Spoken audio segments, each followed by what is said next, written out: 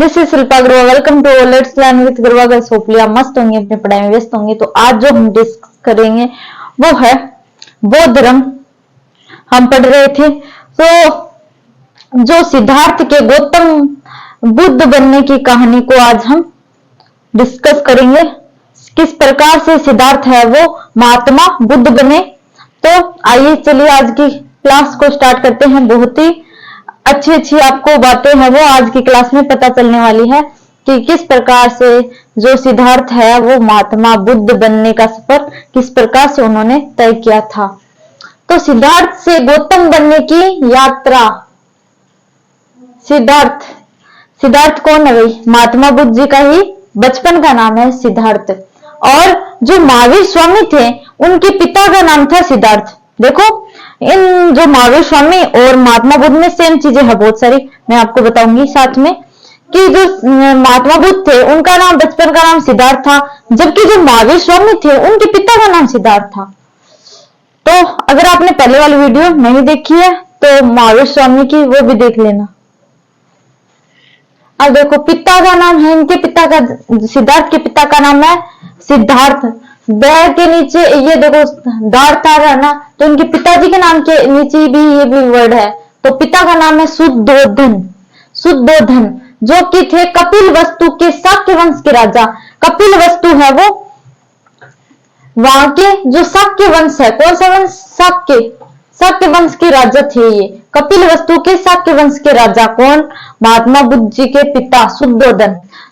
सिद्धार्थ में ये द आ रहा है तो इसके नीचे भी द आ रहा है। कौशल महाजनपद, ये जो कपिल वस्तु है ये कौशल महाजनपद के अंतर्गत आता था। कौन से? कौशल महाजनपद के अंतर्गत आता था। और यहीं पर है वो महात्मा बुद्ध ने है वो अपने सर्वाधिक उपदेश है वो दिए थे और यहीं पे उनका है सर्वाधिक शिष्य बने थे कौशल में। अब देखो भाई माता कौन थी? माता सिद्धार्थ। ऐसे याद रखो कि सिद्धार्थ है वो महान थे, महात्मा थे, तो वो किसी महान स्त्री के कोख से ही पैदा हुए होंगे। तो वो थी महामाया इनकी माता का नाम था। महात्मा और महामाया, उनकी माता श्री का नाम था महामाया, जो कि थी रामगाम की कोल्य कन्या। यहाँ पर देखो कपिल वस्तु है ना जगह, और कौन से महाजनपद में आती थी? कौशल महाजनपद में।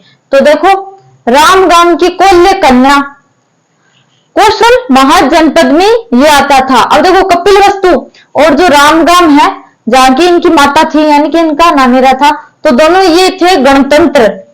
ये गणतंत्र जो महाजनपद है उसके अंतर्गत आते थे। मैंने बताया था आपको राजतंत्र, महाजनपद और गणतंत्र। तो ये गणतंत्र में आते थे। कपिल वस्तु जो कि महात्मा बुद्ध के पिताजी यहाँ के राजा थे शाक्य वंश के, और जो रामगाम जहाँ की इनकी माता श्री थी महामाया। अब देखो इनका जन्म 563 ईसा पूर्व 563 ईसा पूर्व हुआ था। तो यानी कि आज से कितने वर्षों पहले हुआ था? 563 ईसा पूर्व। वो आप काउंट कर लेना कितने साल पहले हुआ था। कपिल वस्तु के जो लुम्बिनी है वो वन में, इतना सभी जानते हैं कि जो लुम्बिनी वन है वहां पे हुआ था, और लुम्बिनी का है वर्तमान में नेपाल में स्थित है। तो कपिल वस्तु के जो लुम्बिनी वन है उसमें एक आम्र कुंज में हुआ था। आम्र कुंज, आम लगते हैं, आम का पेड़। तो ये जो वन है वहां पे हुआ था आम्र कुंज, जो जगह है यहाँ पर कपिल वस्तु के लुम्बिनी वन में आम्र कुंज में, जो कि वर्तमान नेपाल का जो रुमनी देई है वहां पे स्थित है, जो कि वर्तमान में जो नेपाल का एक स्थान है रुमनी देई वहां पर स्थित है। तो इतना याद हो गया आपको।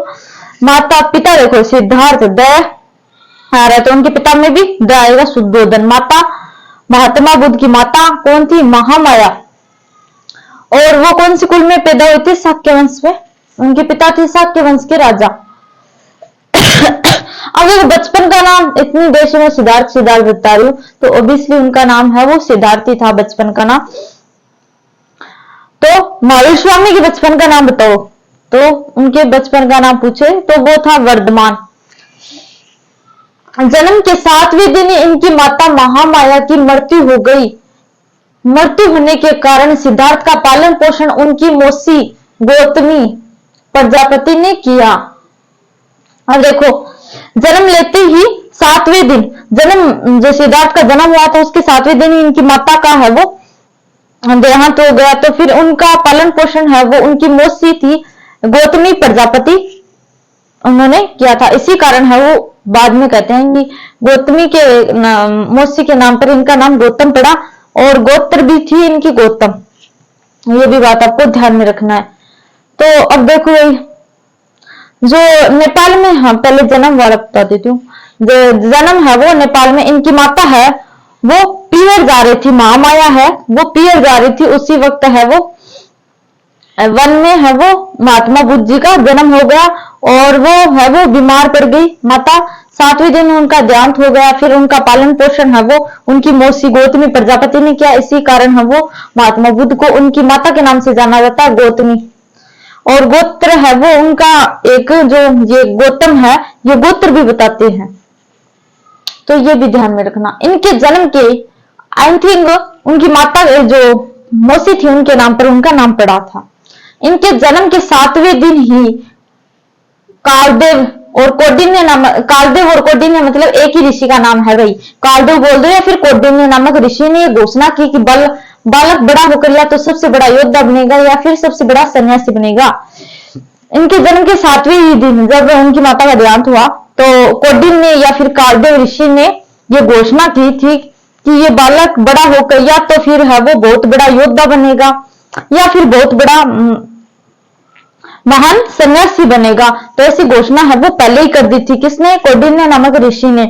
तो फिर है वो इनके जन्म के 7वें दिन है। तो इनके जो पिताजी थे उन्होंने क्या किया फिर कि उनकी कम उम्र में ही मतलब शादी करवा दी। उनको पता था कि महात्मा है वो सही बोल रहे क्योंकि आगे चलकर ये ऐसा ही बनेगा।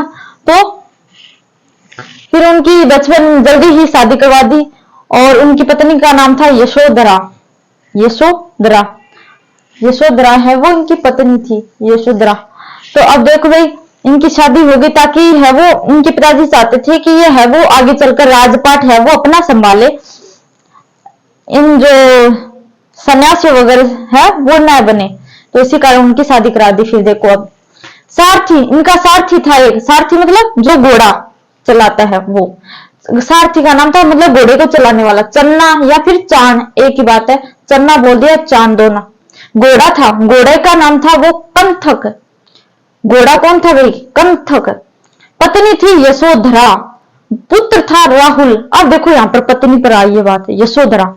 इनकी पत्नी का नाम था यशोधरा, और जो महावीर स्वामी है उनकी पत्नी का नाम था यशोदा। महावीर स्वामी की पत्नी का क्या नाम था? यशोदा, और इनकी पत्नी का नाम यशोधरा। देखो कितनी समानता है। उनके पिताजी का नाम सिद्धार्थ था और इनके पिताजी का नाम है शुद्धोधन, और इनके बचपन का नाम है सिद्धार्थ। बहुत सारी बातें हैं वो कॉमन है, सारी चीजें कॉमन है। उनकी भी है वो शादी करवा दी थी उनके पिताजी ने, वो भी चाहते थे कि मेरा बेटा है वो आगे चलकर राजपाट संभाले। तो इसी प्रकार से इनके पिताजी ने किया था। अभी दोनों के पिताजी सेम थे, ये भी सेम थे। 29 वर्ष की आयु में सिद्धार्थ अपना गृह त्याग कर देते हैं और उनके उस समय उनका घोड़ा और सारथी साथ होते हैं। सिद्धार्थ के घर छोड़ने की घटना को महाविनिष्क्रमण के नाम से जाना जाता है। तो वही 29 वर्ष से पहले मैं चलती हूँ 19 वर्ष में।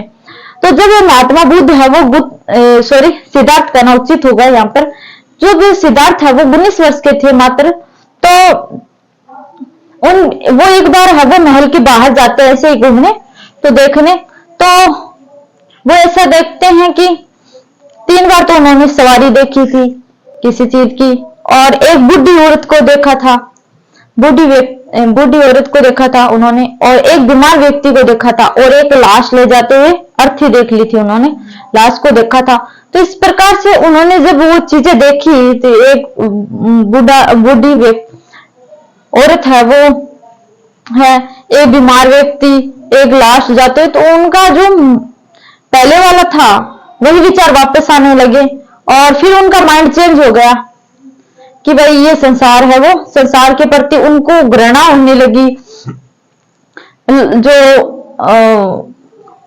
मोह माया है, वो सबसे मतलब छुटकारा पाना चाहते थे और सबसे अलग अलग जो संसार की जितनी भी चीजें थी उन्हें लगा कि इनमें कुछ नहीं है, ये सारे निरर्थक है। देख लो व्यक्ति है वो कितना बुढ़ा है और किस प्रकार से है वो, एक व्यक्ति एक औरत है वो वृद्धावस्था में जा रही थी, एक है वो जो लाश है वो जा रही थी, ले जा रहे थे उसे लोग, और एक जो व्यक्ति है वो बीमारी से पीड़ित था। तो ये संसार क्या ऐसे आए हैं ऐसे ही चले जाएंगे, इसमें कुछ नहीं रखा है।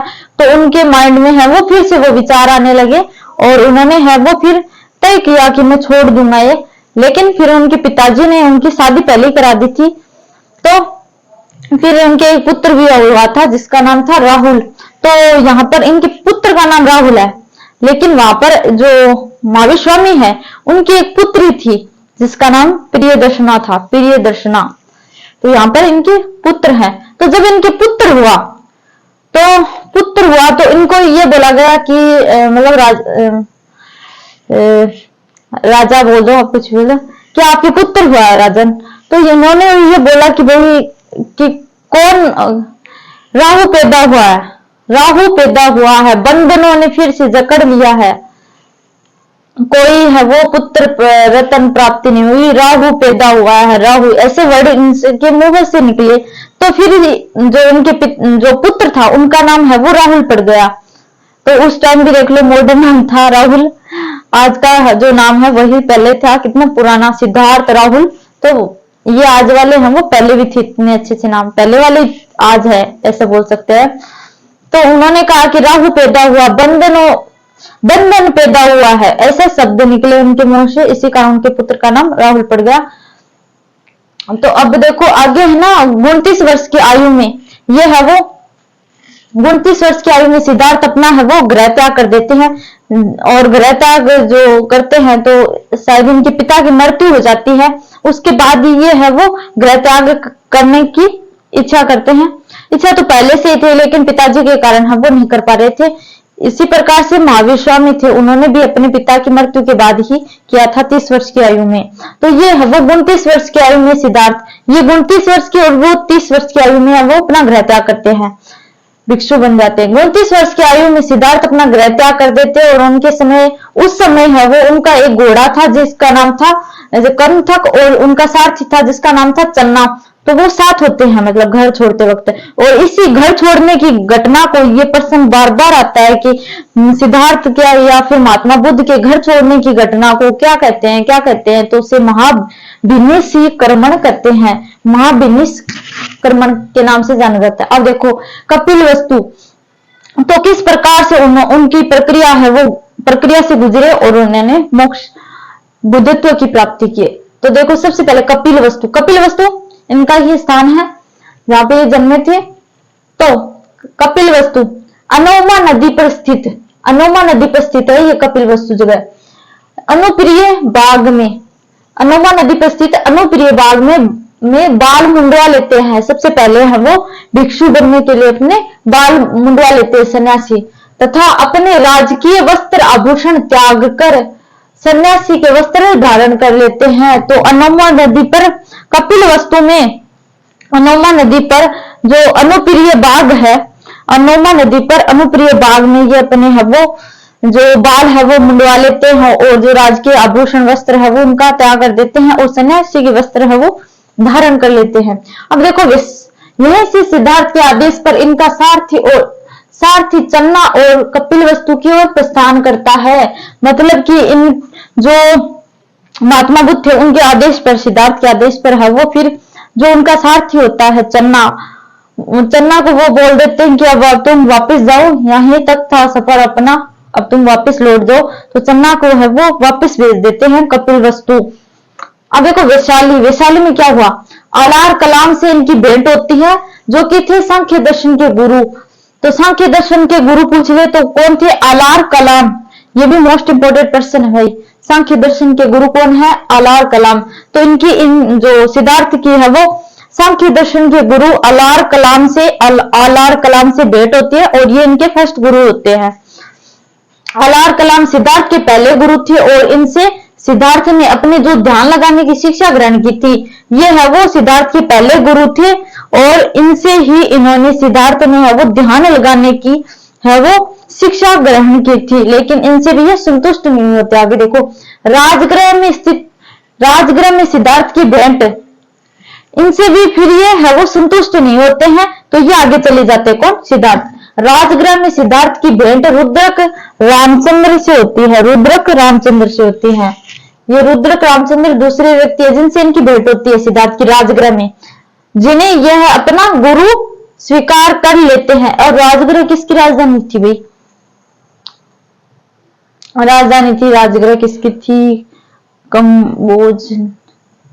देखो, जिन्हें ये अपना गुरु स्वीकार कर लेते हैं, किंतु इनसे भी सिद्धार्थ अपना संतुष्ट नहीं होते। अब देखो, सबसे पहले भेंट की थी आलार कलाम से, इनकी भेंट हुई और उनको अपना गुरु बना लिया और आलार कलाम से इन्होंने ध्यान लगाने की शिक्षा ग्रहण की थी, लेकिन उससे ये संतुष्ट नहीं होते हैं। फिर राजगृह में जाते हैं।